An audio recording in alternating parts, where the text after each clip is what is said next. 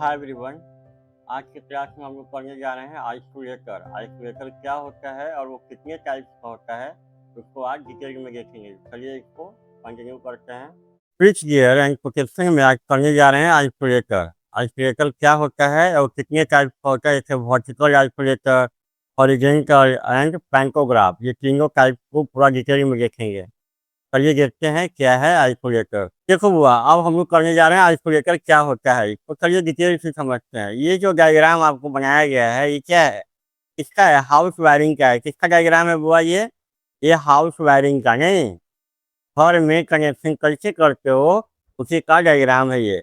ऐसे इसको पूरा डिटेल में कवर किया गया था। कहाँ पे याद है आपको?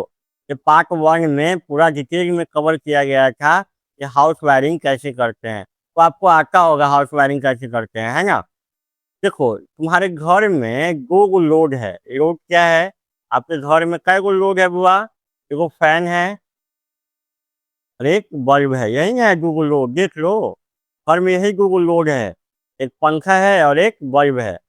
मान लेते हैं कि आप नया नया घर बनाए थे और ये हाउस वायरिंग किए थे। कुछ टाइम के बाद हो सकता है आपके पंखा में या पंखा या बल्ब बल्ब फ्यूज कर गया या पंखा में कुछ खराबी आ गया, खराब हो गया ये। कुछ समय के बाद पंखा जो है आपका खराब हो गया। जैसे ही पंखा खराब होगा बुआ, तो इसको क्या करना होगा? रिपेयर करना होगा ना। अगर पंखा खराब हो गया तो इसको क्या करना होगा? रिपेयर करना होगा। तो रिपेयर कैसे करेंगे? पहले पंखा को खोलेंगे तो बाद में रिपेयर का काम होगा। क्वेश्चन ये है कि अगर पंखा में कोई खराबी हो गया तो इसको रिपेयर करना है। तो रिपेयर करना है तो इसको खोलना पड़ेगा इसको। तो सबसे पहले जो पंखा का जो स्विच होगा, मान लो ये वाला जो है, ये जो है आपका फैन का स्विच है, सपोज करो वो आपका फैन का स्विच है।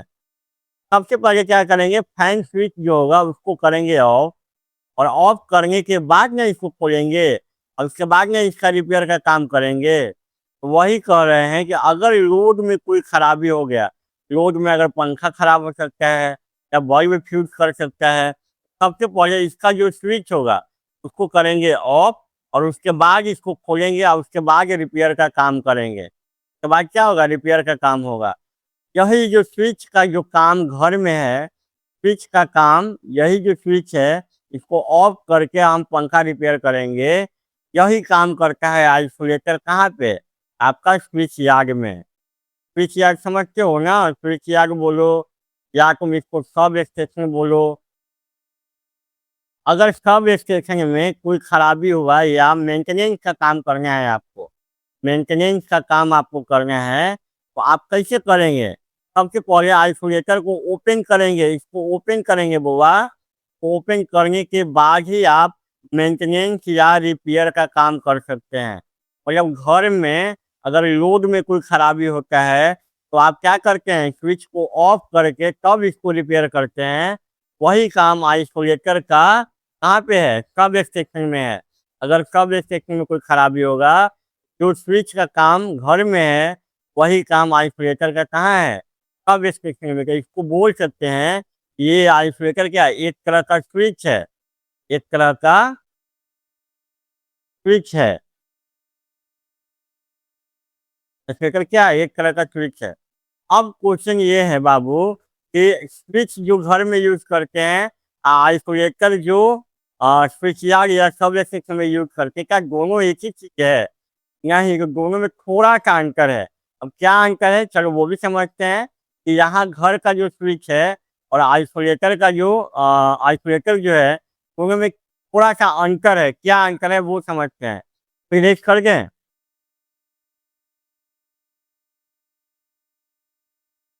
चलिए देखो वो, अब आइसोलेटर और स्विच में अंतर क्या है? Difference difference between isolator and घर का स्विच दोनों में बोले कि दोनों एक ही तरह का है कि थोड़ा सा अंतर है। अब अंतर क्या है? इस देखो, यहाँ पे अगर पंखा खराब होगा, ये लोड है। लोड में अगर फैन खराब होगा तो क्या करेंगे? स्विच को ऑफ करके पंखा खोल लेंगे। मान लो जब स्विच को ऑफ किए या पंखा खोल रहे थे तो क्या उसमें लाइन कटा हुआ था? लाइन कटे या मत कटे, मतलब यहाँ पे देखो, यहाँ है फेज या यहाँ है न्यूट्रल। तो अगर पंखा में कोई खराबी हुआ है तो मेन लाइन में अगर करंट आ रहा है तब भी हमको कोई दिक्कत नहीं है। अगर यहाँ से लाइन आ रहा है फेज या न्यूट्रल में, तब भी आप यहाँ से स्विच को ऑफ करके पंखा को खोल के रिपेयर कर सकते हैं, रिपेयर कर सकते हैं। अगर मेन लाइन से करंट आ भी रहा है, अगर यहाँ पंखा खराबी है तो मेन लाइन अगर नहीं कटा है तब भी आप स्विच को ऑफ करके आप पंखा को खोल के रिपेयर कर सकते हैं, क्योंकि यहाँ पे उतना हाई वोल्टेज नहीं है। लेकिन आइसोलेटर में क्या है, अगर आपको स्विच यार्ड में मेंटेनेंस का काम करना है, स्विच यार्ड में मेंटेनेंस का काम करना है, मेंटेनेंस का काम करना है, तो सबसे पहले आपको मेन लाइन से, मेन सप्लाई जहाँ से करंट आ रहा है, मेन सप्लाई जहाँ पे करंट आ रहा है, कहाँ से करंट आता है? वो ग्रिड से। कहाँ से करंट आता है? ग्रिड से आता है ना। सबसे पहले वहां से पावर को करना होगा कट। वहां से क्या करना होगा? पावर को कट करना होगा। पावर कट करना होगा, उसके बाद ही आप आइसोलेटर को ओपन करेंगे। हर के स्विच में ऐसा कोई प्रॉब्लम नहीं है। अगर मेन लाइन से करंट आ रहा है तब भी यहाँ से स्विच को ऑफ करके आप पंखा को रिपेयर कर सकते हैं। मेन लाइन काटने का कोई जरूरत नहीं है। लेकिन आइसोलेटर में बउआ ऐसा नहीं कर सकते। अगर आइसोलेटर में, अगर आपको सब स्टेशन या स्विच यार्ड में अगर मेंटेनेंस का काम करना है, सबसे पहले मेन सप्लाई से पावर कट करना होगा, लाइन को काटना होगा, उसके बाद आइसोलेटर को ओपन करके आप स्विच यार्ड में मेंटेनेंस का काम करेंगे। यही थोड़ा सा अंतर है दोनों में, आइसोलेटर और स्विच में यही थोड़ा सा अंतर है। यहाँ पे आप मेन लाइन को बिना काटे हुए भी स्विच को ऑफ करके आप यहाँ पे क्या कर सकते हैं? पंखा को रिपेयर कर सकते हैं। लेकिन आइसोलेटर में ऐसा नहीं है। यहाँ पे आपको अगर आइसोलेटर को ओपन करना है तो सबसे पहले मेन सप्लाई, जहाँ से सप्लाई आ रहा है, वहाँ से उसको कट करना होगा। कट करने के बाद ही आप आइसोलेटर को ओपन कर सकते हैं। देखिए यहाँ पे लिखा हुआ भी है ऑफ लोड यूज, मतलब आइसोलेटर तभी ओपन होगा जब आपका मेन लाइन कटेगा, करंट इज नॉट फ्लोइंग। मतलब यहाँ पे आपको करंट को काटना ही होगा, मेन सप्लाई से, पावर सप्लाई से काटना होगा, उसके बाद ही आप आइसोलेटर को ओपन करेंगे। नहीं, घर में वैसा कंडीशन नहीं है। यहाँ पे आप स्विच को ऑफ करके भी आप पंखा खोल सकते हैं सावधानी से। आपको समझ में आया हुआ कि डिफरेंस बिटवीन आइसोलेटर एंड घर का स्विच में थोड़ा सा अंतर ये है, यहाँ आपको मेन लाइन, घर में मेन सप्लाई को काटने का जरूरत नहीं है। मेन सप्लाई से करंट आ भी सकता है, यहाँ पे आप स्विच को ऑफ करके यहाँ रिपेयर का काम कर सकते हैं। लेकिन आइसोलेटर में वैसा नहीं है, आपको ग्रिड से पावर कट करके उसके बाद ही इसको ओपन करेंगे। चलिए इसको और अभी डिटेल से देखते हैं, सबको इरेज कर दें। चलिए, समझ में आया आपको क्या है आइसोलेटर, क्या है स्विच? थोड़ा सा अंतर है दोनों में, आइसोलेटर एंड स्विच में। अब जो आपको कहानी अभी हिंदी में समझाया गया वही अंग्रेजी में लिखा हुआ है, पढ़ के इसको एक बार देखिए। An electrical isolator is manually operated, मतलब इसको हाथ से ऑपरेट किया जाता है। क्या किया जाता है? हाथ से ऑपरेट करते हैं। मैनुअली ऑपरेट मतलब कोई आदमी होगा जो इसको क्या करेगा? ऑपरेट करेगा। ऑपरेट करने का मतलब क्या करेगा? इसको ओपन करेगा। ओपन क्या करेगा बुआ? स्विच यार्ड में मेंटेनेंस या रिपेयर का काम करने के लिए। Manually operated mechanical switch that completely disconnect a circuit और इक्विपमेंट फ्रॉम इस पावर सोर्स। समझ में आ गया? पावर सोर्स से इसको क्या करेगा? डिस्कनेक्ट कर देगा। It creates a physical physical create it creates a physical visible air gap to ensure zero current flow, making it safe for maintenance worker. समझ में आया कि आइसोलेटर को जब ओपन करेंगे तो करंट का वैल्यू हो जाएगा जीरो। करंट का वैल्यू क्या होगा? जीरो हो जाएगा। वहाँ पे जो रिपेयर का काम कर रहा है जो वर्कर, वो आसानी से काम करता रहेगा। यही काम आप यहाँ भी करते हैं ना। अगर स्विच को ऑफ कर दोगे तो यहाँ पे जो वर्कर आएगा वो पंखा आसानी से रिपेयर कर सकता है। यहाँ पे सुविधा ये है कि आपको मेन लाइन काटने का कोई ज़रूरत नहीं है, आप स्विच को ऑफ करके भी यहाँ पे कर सकते हैं। ये आइसोलेटर में वैसा नहीं है। इसका क्या की कैरेक्टरिस्टिक्स क्या है, इसका क्या लक्षण है, क्या गुण है इसका आइसोलेटर का? मैनुअल ऑपरेशन मतलब इसको टर्न ऑन या ऑफ बाय हैंड हाथ से किया जाता है। कोई यहाँ पे ह्यूमन बीइंग या कोई आदमी आकर के इसको ऑन ऑफ करेगा। नो फॉल्ट प्रोटेक्शन, आइसोलेटर का काम ये नहीं है कि अगर स्विच यार्ड में कोई फॉल्ट होगा, स्विच यार्ड या सब स्टेशन में कोई फॉल्ट होगा, तो ये अपने आप ऑपरेट नहीं करता, इसको फॉल्ट में काम नहीं यूज करते हैं। आइसोलेटर का काम रिपेयर या मेंटेनेंस में करते हैं। फॉल्ट होगा उसमें इसका कोई रोल नहीं है। अगर कोई फॉल्ट होगा या रिपेयर होगा तो सॉरी कोई फॉल्ट होगा उसमें आइसोलेटर का काम नहीं है। जैसे मान लो पंखा में अगर फॉल्ट होता है, शॉर्ट सर्किट होता है, क्या ये स्विच रोक लेता है उसको? नहीं ना रोक पाता है। कौन रोकता कौन है? एमसीबी रोकता है ना। मान लो घर में अगर फॉल्ट हुआ, अगर घर में फॉल्ट हुआ बुआ, यहाँ एमसीबी अच्छे से लिखो। अगर घर में फॉल्ट हुआ, पंखा में शॉर्ट सर्किट अगर हो गया, न्यूट्रल और फेज अगर आपस में टच कर गया, क्या स्विच उसको रोक लेता है? कौन क्लिप करता है? एमसीबी क्लिप करता है ना। फॉल्ट में ये थोड़ी पंखा को बचा पाता है ये स्विच। वही चीज आइसोलेटर में भी है। अगर फॉल्ट होगा स्विच यार्ड में तो ये थोड़ी उसको रोक पाएगा, नहीं रोक पाएगा। रोकेगा कौन? सर्किट ब्रेकर, जो आगे हम लोग पढ़ेंगे। फॉल्ट में इसका कोई यूज नहीं है। इसका यूज कहाँ है? रिपेयर और मेंटेनेंस में। ऑफ लोड यूज समझ में आया? आइसोलेटर को तभी ओपन कर सकते हैं तब मेन सप्लाई से लाइन कटेगा, तभी इसको ओपन कर सकते हैं, अदरवाइज ओपन आप नहीं कर सकते हैं। कितने टाइप्स का होता है? Available in single pole, double pole, three pole and four pole variant. चलिए डिटेल्स देखते हैं इसका टाइप्स, कितने टाइप्स का आइसोलेटर होता है। आपको समझ में आया आइसोलेटर एंड स्विच दोनों में क्या अंतर है? दोनों एक ही चीज़ है। इसको क्या कर सकते हैं, इसको बिना मेन लाइन काटे हुए यहाँ से इसको ऑफ करके पंखा खोल सकते हैं। आइसोलेटर में वैसा नहीं है। इसमें सबसे पहले आपको पावर ग्रिड से लाइन कट करना होगा, उसके बाद ही इसको ओपन करेंगे। देखो बुआ, यही है हमारा क्या, ये जो डायग्राम आपको बनाया गया है, यही क्या है? स्विच यार्ड का डायग्राम है। क्या है? क्या है? स्विच यार्ड या इसी को बोलिए सब स्टेशन। ठीक है, एनिमेटेड डायग्राम है। और ये क्या है? उसका ओरिजिनल डायग्राम है, जो आप देखते भी होंगे जब आप डिप्लोमा या बीटेक करते हैं, तो ट्रेनिंग में जाते हो, तो ये सब देखा है ना, सब स्टेशन वही है। देखो होता क्या है, आइसोलेटर क्या है। यहाँ पे आइसोलेटर कहाँ है? देखो यही है आइसोलेटर। ये आपको 3D में दिखाया गया है। यहाँ पे ये देखो, ये आइसोलेटर नहीं दिख रहा होगा आपको, है ना, पूरा डायग्राम है। तो होता क्या है, देखिए ध्यान से देखो। ये जो ग्रिड है, ग्रिड मतलब समझते हैं ना आप? ग्रिड, ग्रिड मतलब क्या? यहाँ पे पावर जनरेट करता है। यहाँ पे क्या होता है? पावर का जनरेशन होता है। पावर जनरेट होता है यहाँ पे। क्या होता है बुआ, आपको पता है ना? 11 kV होता है। अब 11 kV कहाँ आता है? ये है आपका पावर ट्रांसफार्मर। पावर ट्रांसफार्मर क्या करता है? वो करता है आपको 11 kV को 220 kV में। नहीं, उसके बाद क्या रहता है? लाइटिंग अरेस्टर रहता है, सर्किट ब्रेकर रहता है, आइसोलेटर रहता है, पीकी सीकी रहता है, सर्किट ब्रेकर, और फिर लाइन आगे जाता है। मान लो ये जो ग्रिड है और ये पावर स्टेशन जो है, सपोज करो ये पटना में है, और आपको यहाँ 220 kV जो जनरेट हो गया, सॉरी जो स्टेप अप हो गया, तो भेजना है हाजीपुर। ये रोड है आपका हाजीपुर। पटना में क्या करेंगे आप? यहाँ पे power transformer, city PT, isolator पे क्या बनाओगे? एक बनाओगे स्विच यार्ड। बनाओगे ना एक स्विच यार्ड। स्विच यार्ड में क्या रहेगा आपका?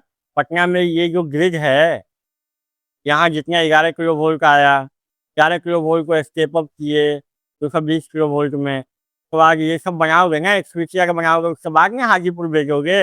ऐसे ही यहाँ 220 kV का आया, उसके बाद उसको डायरेक्ट हाजीपुर थोड़ी भेज देंगे।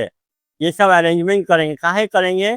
जब फॉल्ट होगा तब हमारा ये सब ऑपरेट करके हमको बचाएगा, हमारे इक्विपमेंट को बचाएगा। एक बनेगा स्विच यार्ड, कहाँ बनेगा?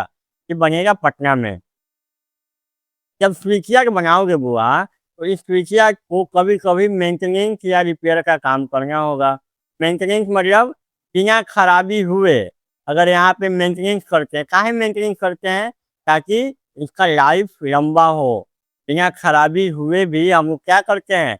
पीसीआर में जाते हैं, वहाँ पे मेंटेनेंस का काम करते रहते हैं, अपना बनाते रहते हैं, रिपेयर करते रहते हैं, देखते रहते हैं कहीं कुछ खराबी तो नहीं है, मेंटेनेंस करते रहते हैं। या मान लो उस पीसीआर में कुछ खराबी हो गया तो फिर से उसको रिपेयर करोगे ना। क्वेश्चन ये है कि मान लो यहाँ पे कुछ खराबी हो गया स्विच यार्ड में, आइसोलेटर के कोई यहाँ है, यहाँ कुछ खराबी हो गया, तो कैसे हम यहाँ पे ऑपरेट करेंगे। तो सबसे पहले करना क्या है, आइसोलेटर का स्विच ओपन करने से पहले आइसोलेटर का स्विच ओपन करने से पहले मेन सप्लाई कहाँ से आ रहा है, ग्रिड से आ रहा है, मेन सप्लाई से करेंगे पावर कट। सबसे पहले यही काम करना है, मेन सप्लाई से करेंगे पावर कट, करेंट का वैल्यू को करेंगे, आई का वैल्यू करेंगे 0, उसके बाद ही आइसोलेटर को ओपन करेंगे। और आइसोलेटर को ओपन करने के बाद यहाँ पे आराम से आदमी जाएगा, देखो ये जाएगा यहाँ पे, और यहाँ पे आराम से मेंटेनेंस का काम करेगा। तो ध्यान यही रखना है कि रिपेयर या मेंटेनेंस जो भी करना है आपको स्विच यार्ड में, तो आइसोलेटर को करना होगा ओपन। और आइसोलेटर को ओपन करने से पहले ग्रिड या मेन पावर, जहाँ से मेन पावर आ रहा है वहाँ से पहले पावर को कट करेंगे, उसके बाद ही आइसोलेटर ओपन होगा, के बाद ही रिपेयर का काम होगा। ऐसा नहीं है कि ग्रिड या पावर जो जहाँ से मेन लाइन आ रहा है बिना उसको कट किए हुए अगर तुम आइसोलेटर को ओपन कर दिए तो वह स्पार्क प्रोड्यूस हो जाएगा, क्योंकि बहुत हाई वोल्टेज रहता है, तो स्पार्क प्रोड्यूस होगा, आइसोलेटर आपका खराब भी हो सकता है। तो वैसा गलती कभी नहीं करना है कि आप बिना मेन लाइन को काटे हुए आइसोलेटर को ओपन करके यहाँ पे काम शुरू कर दिए, तो वह वो गलती आप कभी नहीं करना है आपको। आप भी फ्यूचर में जेई और एई बनोगे ना, जो डिप्लोमा कर रहा है वो जेई बनेगा, जो बीटेक कर रहा है वो एई बनेगा, वो सबको ये जानकारी रहना चाहिए कि आपको आइसोलेटर को ओपन कब कर सकते हैं। अब है बुआ टाइप्स ऑफ आइसोलेटर, कितने टाइप्स का आइसोलेटर होता है जो आपको सिलेबस में दिया गया है।